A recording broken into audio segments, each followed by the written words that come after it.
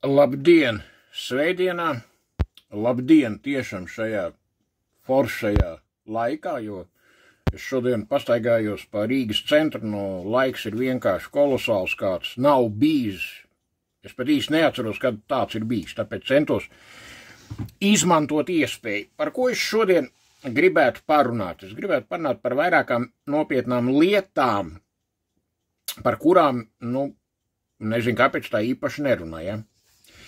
Tātad, ja paskatāmies, ko raksta mūsu plašsaziņas līdzekļi, es, piemēram, paņēmu konkrēti no Apollo izsit ārā, Apollo LV. Tātad, sekojoši lieta, Akcijas sabiedrība Latvijas gāzes valdes locekļi šā gada laikā plāno izpirkt visas uzņēmumu akcijas. Piektdien, 16. februārī, intervijā TV raidījumam 900 sekundes sacīja kompānijas valdes priekšsēdētājs Aigars Kalvīts. Baigi labi, viss superīgi, Mēs esam apņēmības pilni šā gada laikā izpirkt visus akcionārus. Nevis akcijas, bet akcionārus, labi. Domāju, ka tuvāko mēnešu laikā būs arī skaidrība par tiem akcionāriem, kas pārstāv Krieviju, sacīja Kalvīts.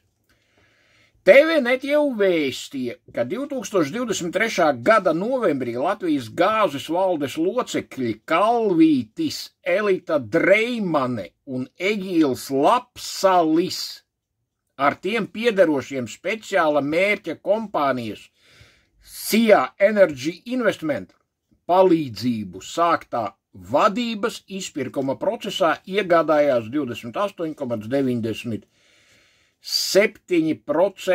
Latvijas gāzes akciju. Akcijas tika iegādātas no Luksemburgas investīciju fonda Margaret Gaz 2. Un tā tālāk un joprojām. Tas pats pa sevi, ka kompānijas menedžments no īpašniekiem, kas šajā gadījumā ir akcionāri, izpērk akcijas civilizētā rietumu pasaulē, nav nekas ekskluzīvs, vēl jau vairāk noziedzīgs, bet principā tas ir ikdienišķa darbība ar finansu instrumentiem, mainoties akcionāru sastāvam. Pilnīgi nekāda problēma, tikai te viena baigā nianse. Baigā nianse. Nianse tāda, ka Latvijas gāze ir viens no vadošajiem valsts enerģētiskajiem uzņēmumiem, kurš ļoti cieši gadu desmitiem ir bijis saistīts ar Krievijas lielāko kompāniju Gazprom. Krievijas lielākā kompānija pēc tirgus kapitalizācijas. Un absolūts politisks ierocis. Tātad nevienam nav noslēpums, ka viss Gazproms, kas ir Krievijas Gazprom daļa, tur arī ir ārvalstu akcionāri un tā tālāk, bet šoreiz mēs tik dziļi neiedziļināsimies. Faktiski un reāli pieder Huilam Vladimiram Vladimiričam kopā ar čekistiem no kooperatīva Ezers, Ozero. Tas taču visiem ir zināms. Tas absolūti nav slepens fakts. Un tad mēs skatāmies, kas ir tie pircēji, kas te pirks. Kalvīts, tas ir skaidrs, tas tur vispār viss ir skaidrs, Tātad Elita Dreimane, tā ir mazāk skaidra, bet es paskaidroju, ka tā ir bijusi valsts kancelējas direktore. Tātad tas ir augstākais civil dienesta ierēdņa amats Latvijas Republikā, kura savā laikā no turienes tika patriekta, jo viņai tika atņemta pielaide valsts noslēpumam. Un nevienam nav noslēpums Latvijas Republikā, kad kopumā aiz koncerna Latvijas gāze stāv Jura Savicka un kompānijas Itera ēna. Kas ir Juris Savicks, viss var ieiet iekšā internetā un paskatīties, kādā čekas pārvaldē un par ko viņš ir dienējis un ko ar šī čeka un ko konkrēti. Tā ir ārējā politiskā izlūkošana. Un es vēlreiz pasaku, Первое главное управление. Un ar ko šie čaļi nodarbojas, Tāpēc tagad sanāk tā, ka Kremļa čekisti caur Latvijas čekistiem pārdod Latvijas gāzi Zīts priekšsēdētājiem. Nu, tas ir mans personīgais viedoklis, un man uz viņu ir pilnas tiesības.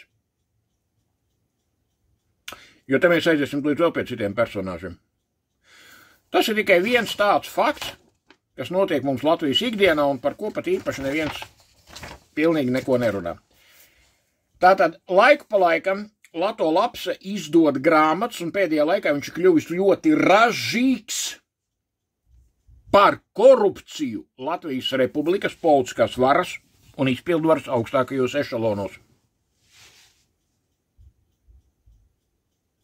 Tātad tas ir saistīts gan ar to saucamo hienu lietu, 2 grāmatas, tikko svaiga grāmata par bijušo Latvijas valsts bankas prezidenta vietnieku Ilmāru Rimševicu, un tā tālāk un joprojām. Un visos šajos Lato Lapses darbos izpeld cilvēki, faktiski krimināli noziedznieki, kuri ilgstoši ir darbojušies un turpina darboties Latvijas tiesības sargājošajās sistēmās un struktūrās, institūcijās valsts. Un te ir viena baigā nianse.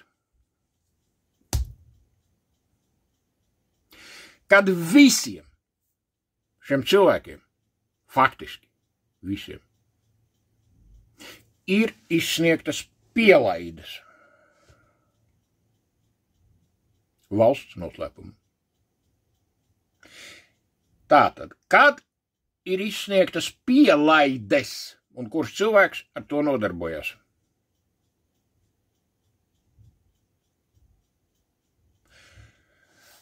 Un te tagad sauks uzreiz, kāda ar to nodarbojās Mežvietis, ar to nodarbojās līdz viņam Reiniks, ne. Pret šīm 2 personām nav pilnīgi nekādu pretenziju. Ne pret bijušo milicijas darbinieku Reiniku, man liekas, ka viņš mēnesis bija vispār rekas, bet tas nav svarīgi. Ne arī pret Mežvietu kungu. Jo bijušās drošības policijas šodien valsts drošības dienesta vadītājs faktiski ir politiska figūra.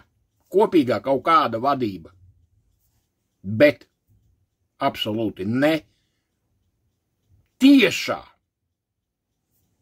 šīs organizācijas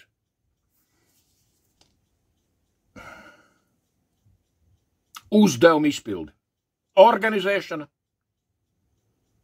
un tā tālāk. To visu dara vietnieki. Tātad tur bija vairāki vietnieki. Viens vietnieks nodarbojas ar antiteroru, kurš tagad ir, ja man atmiņa nevilks, Šlesera partijā. Un šim bijušiem drošības policijas augststāvošam darbiniekam ar pielaidēm galīgi nav nekādu sakaru. Bet ir cits cilvēks, kuram ir vistiešākais sakars bijis, un tieši viņa laikā tika izsniegtas pielaides pilnīgi visai kriminalitātei, kura pēc tam ieņēma un turpina ieņemt ļoti augstus amatus Latvijas iekšlietu struktūrā, Latvijas tieslietu struktūrā, Latvijas prokuratūras struktūrās. Un šo brīnumu jauko cilvēku sauc par Intu Ulmani. Tātad šī cilvēka saikni ar Andreja Solženova vadīto organizētās noziedzības grupējumu es savā laikā jau demonstrēju publiski. Jo šie cilvēki, viņi par to nekaunās rādīt vispār nekas. Tā ir absolūtākā visatļautības pazīme. Tātad Inta Ulmana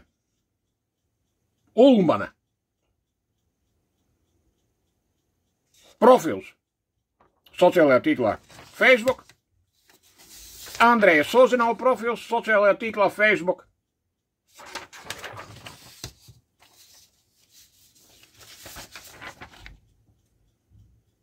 un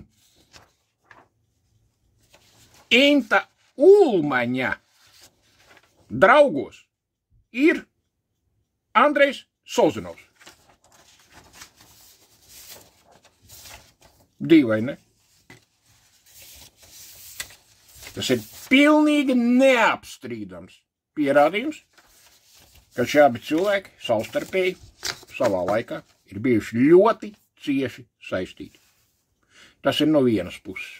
Tātad vēl vienreiz atkārtoju, ka tajā laikā drošības policijas priekšnieka vietnieks Inns Ulmans ir absolūti skaidri pazīstams un ne tikai, bet draudzīgās, partnerīgas, partnerības, varbūt kaut kādās citās attiecībās ar Andreja Soznovu organizēto noziedzīgo grupējumu, kurā tālāk caurvies Juris Jurašs, Jānis Bordāns, Sparāna kungs, Krievijas zaglis likumā Sļiva Plūme un vēl vesels bars dažne dažādu tipāžu, ieskaitot Maiguru Strīķi, kurš tagad suntažos dzīvo pie savas mammas un gaida šāvienu no snaiperu šautenes. Visdrīzāk, ka Krievi ar viņu tās tiks galā.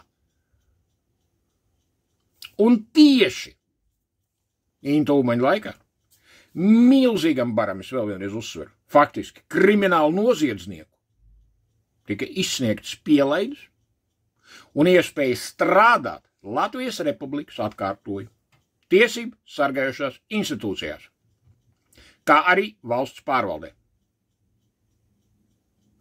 Savukārt, lai cita daļa tādu pašu personāžu varētu nodarboties ar spiegošanu Krievijas spēcdienestu interesēs, bet taču loģiski, jā.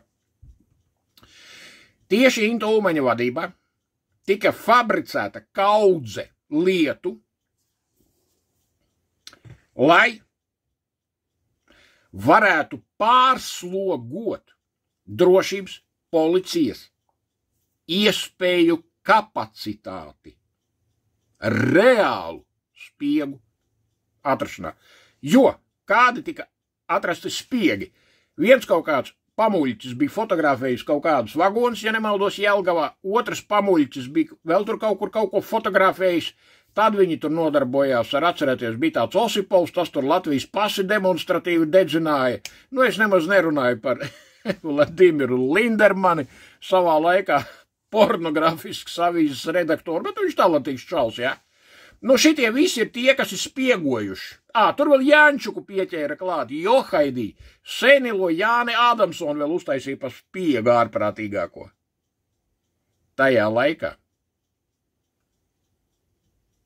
kad Maigurs Strīķis, piemēram, atradās militārās drošības un izlūkošanas dienesta priekšnieka amatā, faktiski ar augstāko NATO pielaidi. Tikai nosauc vienu personu. Vienu, kurš momentāli caurvies caur visu Viņķeļu klanu, kur nenoliedzami un neapstrīdami ir saistība ar Krievijas ārējo politisko izlūkošanas služba Vņešņai razvedki SVR. Un tā tālāk un joprojām. Kāpēc vajadzēja pārslogot drošības policijas iespēju kapacitāti? Tāpēc, ka visi, kas vien bija un kas varēja, ieskaitot operatīvos pasākumus, ieskaitot operatīvos līdzekļus, izsekoja Ilarionu, tā pareizi, Girsu, tvarstīja tur kaut kādus fotogrāfus Jelgavā un tā tālāk. Tajā laikā, kad valsts augstākās amatpersonas, vispār sākot ar valsts prezidentu Egilu Levitu, es nerunāju tur par valsts kancelējas direktoriem un šitādiem visādiem, ja? Atklāti, faktiski, strādāja Krievijas interešu labā un pildīja Krievijas spēcdienestu uzdevums.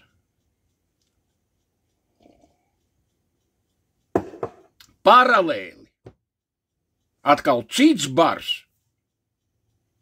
kuriem visiem pielaidus bija nodrošinājis Inns Ulmans, vienkārši laupīja Latvijas valsti ar cigarešu kontrabandu, ar pievienotā vērtības nodokļu karuseļu schēmām un tā tālāk un joprojām. Plus to visu piesedza Finanšu un muitas policija. Viņi tur dažādi sauc, dažādos etapos, bet jēga visiem skaidra. Valsts ieņēmuma dienesta sastāvā, kas vienkārši ārprātīgākajās, tas ir miljardu summās, izlaupīja Latvijas valsti un Latvijas valsts budžetu.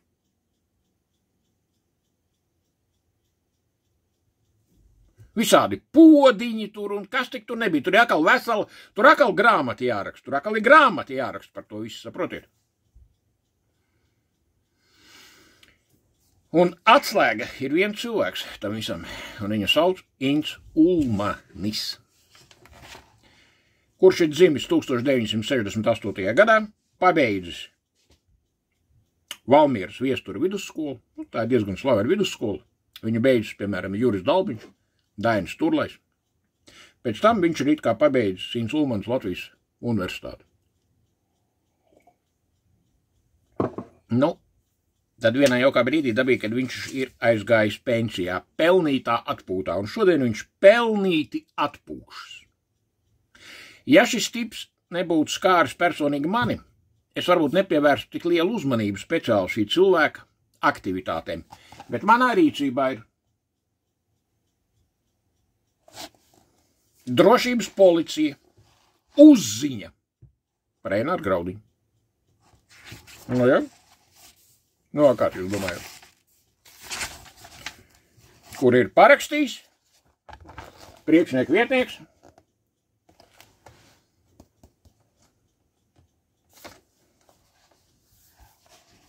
Ints Ulmanis.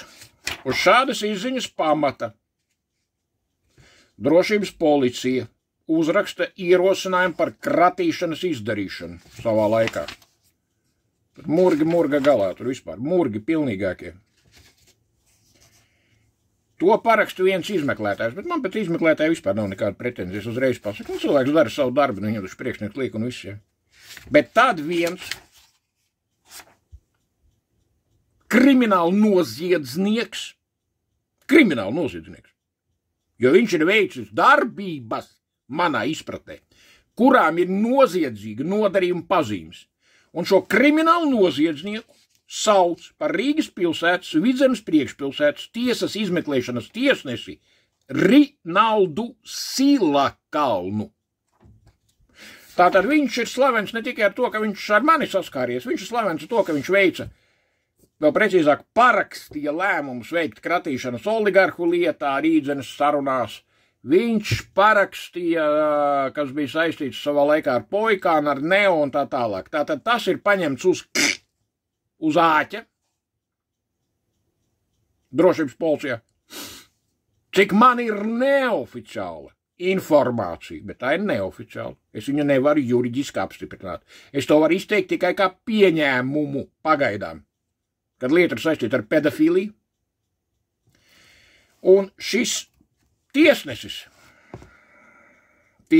ja, pieņem sekojošu lēmumu, izdarīt kratīšanu Eināra Graudiņa personas kods tāds, faktiskajā dzīvesvietā tādā un ar šo adresi saistītajās palīgtelpās, lai tiktu atrasti un izņemti pieraksti, piezīmes, elektroniskie informācijas nesēji, kas satur informāciju ar publikācijām un materiāliem, kura vērsta pret Latvijas Republiku, tās iedzīvotājiem, it īpaši latviešiem, lai ar šo materiālu palīdzību, tos publicējot masu mēdījos un interneta vidē, izraisītu nacionālo naidu un nesaticību starp latviešiem un krievu valodīgajiem iedzīvotājiem, kā arī citi priekšmeti, kuriem var būt lietisko pierādījumu nozīme krimināla procesā un kas apstiprināta Eināra Graudiņa personas kods saistībā ar augstāk minēto noziedzīgo nodarījumu. Lēmumu nodot izpildīt drošības policijas darbiniekiem, izmeklēšanas tiesnesis R. Silakalns. Pedofils iespējamais. Jā. Tā mums te strādā ceļi. Tātad.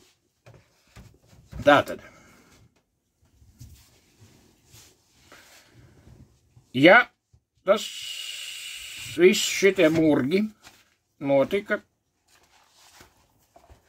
ir precīzs laiks, tas viss notika 2015. gadā. Jā. Un ar šādiem murgiem tika pārslogota pilnīgi visa valsts drošības iestādes. Vienīgās valsts drošības iestādes, kurai ir tiesības veikt procesālās darbības, tātad aizturēšana, kratīšana un tā tālāk, drošības policijas kapacitāte. Jo visi ņēmās ar mani un vēl tur ar 20 visādiem purdiem, ja? Tajā laikā, lai tiešām atmaskotu un ķertu Andreja Solzņeva organizēto noziedzīgo grupējumu tiesību sargājušās institūcijās. Maksāt nespējas administratoru, organizēto noziedzīgo grupējumu,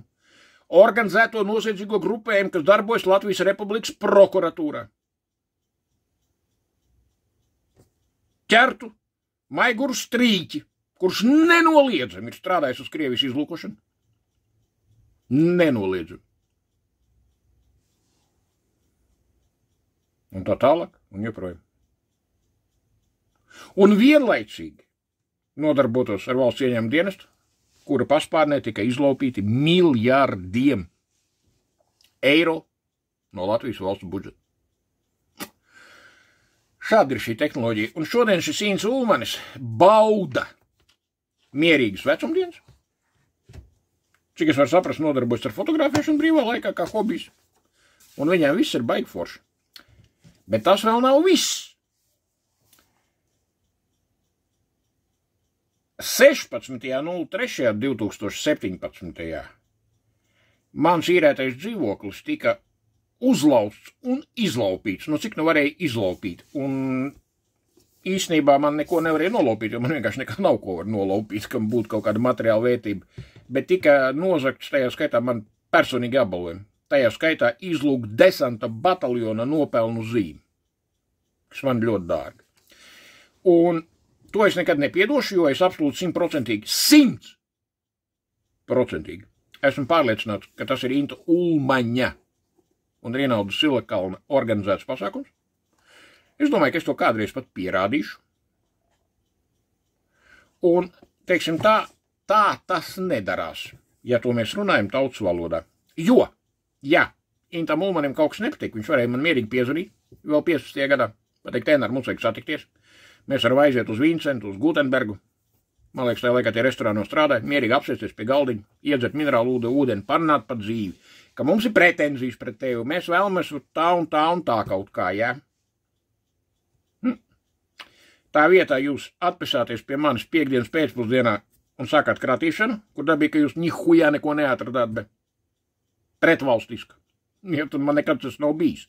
Un pēc tam, 2 gadus vēlāk, Latvijas leģiona dienā jūs uzlauzāt un izlaupījāt man dzīvokli. Un, kad iespējamais pedofils Silakalns raksta savus murgus tiesnešu lēmumā par Graudiņu un nacionālo jautājumu, tad šie abi kungi, nezinu kāpēc, aizmirst, ka mans vectēvs ir cīnījies par Latviju vēl 1905. gada revolūcijā. Šo revolūciju viennozīmīgi, kā pirmos latviešu centienus izveidot savu valsti, atzina mūsu vadonis, doktors, valsts un ministru prezidents Kārlis Ulmans, ka mans vectēvs ir piedalījies valsts sakārtošanā naktī no 15. un 16. maiju 1934. gadā kā Latvijas aizsargu organizācijas biedrs. Man visi ir bijuši aizsargi. Visi. Un, ka mans tēvs ir dienējis 19. latviešu SS divīzijā un nevis vienkārši dienējis, un tas viss ir apstiprināts ar arhīvu materiāliem, izziņām tur, tik daudz man ir izkopēts ārā no Latvijas valsts arhīvu, apbalvots ar otrās šķiras dzelzkrustu, Vācijas augstākais militārais apbalvojums vispār, ja kas, ar triecienu zīmi un ievainojumu zīmi. Melno. Viņš ir asinis lejas Kurzemes frontē. Un šie divi piderasti vienkārši, es viņus tā saucu, un man ir tiesības to darīt kā leģionāra dēlam, kā 5. gada revolūcijas dalībniekam mazdēlam, kā aizsarga mazdēlam, šos divus Intu Ulmani un Rinaldu Silakalnu nosaukt par piderastiem. Pēdējiem piderastiem. Jo šo cilvēku loma Latvijas valsts nacionālās drošības graušanā pagaidām vēl nav izvērtēta. Bet ticat man, ka laiks tuvojas un ļoti straujiem soļiem. Man uzdod jautājumu cilvēki. Pēc dažiem jau citiem ierakstiem. Viņš saka, Einar, tu nebaidies. Tu vienkārši. Tātad es atkārtoti paskaidroju. Es vispār nelietoju narkotikas. Neglabāju narkotikas dzīves vietā. Man dzīves vietā nav nereģistrētu un vispār nekādu ieroču, munīcijas, sprākstvielu, sastāvdaļu tur un tā tālāk. Man nav nekādos gadžetos, kompjūteros un visā pārējā bērnu pornogrāfijas. Man tas neaizrauj. Man aizrauj 45-gadīgas sievietes ar palielām šitām, jūs sapratāt, jā. Un tā tālāk un joprojām. Un es pat gājēju pārēju pie zaļās gaismas. Tāpēc, ja es nositīšos paslīdot uz banāna mizas un ietriekšos ar galvu trotuāra apmalē, vai saindēšos pēkšņi ar sēnēm, vai ar trombu nomiršu, tagad populārs ir trombs, tad nešaubaties, kad visi jautājumi ir jāuzdod Intam Ulmanim un Rinaldam Silakalnam. Bet gāja runa, vai man ir bail? Jā, dabīgi, ka man ir bail. Tas būtu absolūts absurds, ja es teiktu, ka man nav bail. Dabīgi, kad ir bail. Lai gan es esmu virsnieks, es esmu redzējis karu un tā tālāk, bet dabīgi, ka man ir bail. Bet te ir knifs, un knifs ir tāds, kad ja es paslīdēšu, vai nedod Dievs, nomiršu pat ar gripu tuvākajā laikā. Tad ar Intu Ulmani, Rinaldu Silakalnu un viņu tuviniekiem var notikt dažne dažādi procesi, kuri vairs nav no manis atkarīgi. Un šos procesus veiks cilvēki, kuri nedzīvo šajā valstī. Tāpēc es jums vienkārši gribu pateikt, ka es neesmu taisīts ar mīkstu. Es arī šajā dzīvē šo to esmu pieredzējis, šo to esmu darījis, šur tur esmu dienējis, un šo to zinu. Ko man jau pateikt? Šādā jauka svētdienas dienā. Sākām ar gāzi, beidzām ar 2 piderastiem. Visu gaišu.